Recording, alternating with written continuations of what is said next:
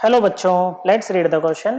कह रहा था compound that react faster in SN2 reaction with OH minus from given pair respectively are. देखो ये आपको दो पेयर दे रखे हैं, इन दोनों पेयर में वो कंपाउंड बताना जो बच्चों SN2 में OH माइनस जो आपका न्यूक्लियोफाइल यहाँ पर रहेगा बच्चों उसके साथ में फास्टर रिएक्ट करेगा। SN2 मतलब nucleophilic substitution by molecular. Okay बच्चों, जैसे Br है, I है, Cl है, ये क्या है लिविंग ग्रुप है बच्चों।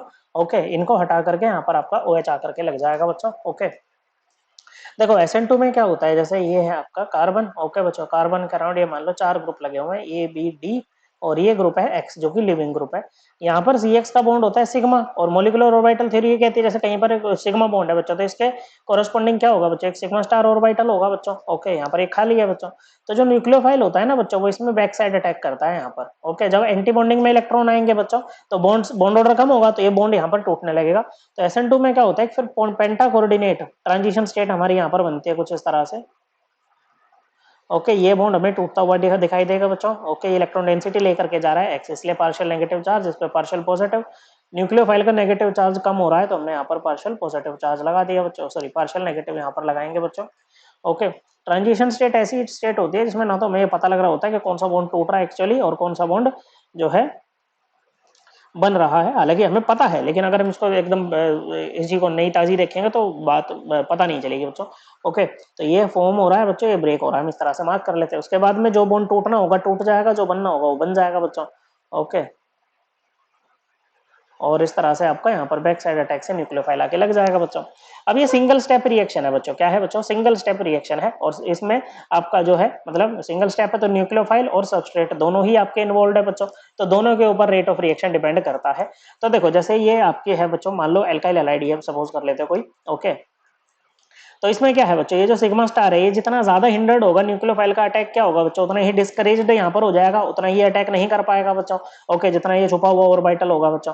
तो जो रेट होता है ना बच्चों यहाँ पर वो इनवर्सली प्रोपोर्शनल होता है स्टेरिक हिंड्रेंस के, मतलब bulkiness of the groups present on the alkyl halide बच्चों। ओके, यहाँ पर जो आपके सबस्ट्रेट के ऊपर जितने ज्यादा बल्की ग्रुप होंगे ना रेट उतना ही कम हो जाएगा बच्चों। ओके, और दूसरा न्यूक्लियोफाइल भी इन्वॉल्व है बच्चों, तो रेट जो होता है ना बच्चों वो न्यूक्लियोफाइल की न्यूक्लियोफिलिसिटी के डायरेक्टली प्रोपोर्शनल होता है। लेकिन यहाँ पर न्यूक्लियोफाइल सभी के केस में सेम रहेगा बच्चों, क्या रहेगा बच्चों, सभी के केस में सेम रहेगा। ओके बच्चों, दूसरा इसी स्टेप में बच्चों एक ही स्टेप है, इसी स्टेप में आपका लीविंग ग्रुप भी निकल रहा है बच्चों, तो रेट जो है ना वो डायरेक्टली प्रोपोर्शनल होगा टेंडेंसी ऑफ लीविंग ग्रुप के। लीविंग ग्रुप जितना ज्यादा अच्छा होगा बच्चों निकलने के बाद नेगेटिव चार्ज आएगा, नेगेटिव चार्ज जितना ज्यादा स्टेबल रहेगा ना बच्चों उतना ही अच्छा लीविंग ग्रुप होगा।